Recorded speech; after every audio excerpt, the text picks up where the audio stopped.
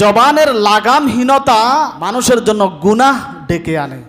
মানুষের জবান দিয়ে মিথ্যা কথা বলে, গীবত করে, অন্যের সমালোচনা করে, গালিগালাজ করে, হারাম খাদ্য গ্রহণ করে, এমন কোনো গুনাহ নাই এই জবান দিয়ে মানুষ করে না। দেখবেন অন্যের গীবত করতে কিন্তু খুব ভালো লাগে, ঠিক না? আরেকজনের সমালোচনা করতে, গালিগালাজ করতে কিন্তু খুব মজা লাগে। আর এগুলো শয়তান একবার লবণ মরিচ মেখে আপনার আমার সামনে রাখে, আর নফস সেটা জবান দিয়ে রিসিভ করে, ঠিক না?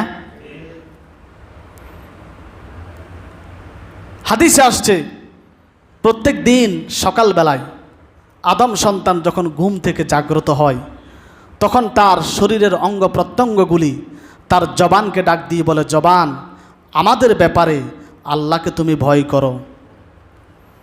তুমি যদি সঠিক পথে থাকো তাহলে আমরাও সঠিক পথে থাকার সুযোগ পাব। তুমি যদি বাঁকা পথে যাও আমাদেরকেও বাঁকা পথে যেতে হবে। মানুষের জবান যে সিদ্ধান্ত দেয় তার গোটা দেহটা ওই দিকে যায়, ঠিক কিনা? জবান হচ্ছে দেহের একটা ড্রাইভার, এটা ড্রাইভারের মতো কাজ করে। জবান যেদিকে যায়, এই জবানের সিদ্ধান্ত যেদিকে যায় তার গোটা দেহটা কোন দিকে যায়?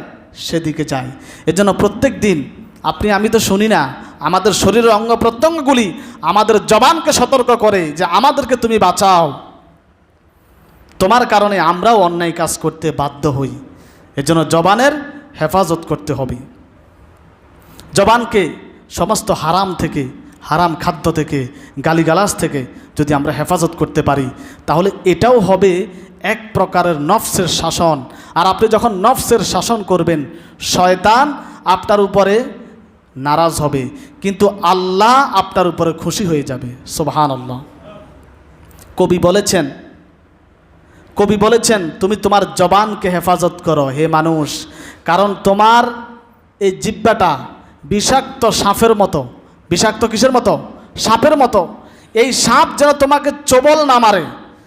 কবরে বহু লোক আছে, কবরে বহু মানুষ আছে যাদের জিহ্বা তাদেরকে ধ্বংস করে দিছে। এই জিহ্বাটা এত মারাত্মক একটা বস্তু, তরবারি পর্যন্ত জিহ্বার সাথে সাক্ষাৎ করতে ভয় পায়। আমরা বলি না তরবারির আঘাতের চাইতেও মানুষের কথার আঘাত আরো মারাত্মক। তরবারি দিয়ে কেউ যদি আপনাকে একটা কোপ মারে কয়দিন পরে এই জায়গাটা ভালো হয়ে যায়, আর মনে থাকে না, কিন্তু মানুষের কথার আঘাত, জিহ্বার আঘাত মৃত্যু পর্যন্ত মনে থাকে, ঠিক কিনা? এজন্য জিহ্বাটা এত মারাত্মক যে তরবারি পর্যন্ত জিহ্বার সাথে সাক্ষাৎ করতে কি পায়? ভয় পায়। অতএব আমাদের জবানকে হেফাজত করতে হবে। শয়তানের গুনাহগুলি রিসিভ করা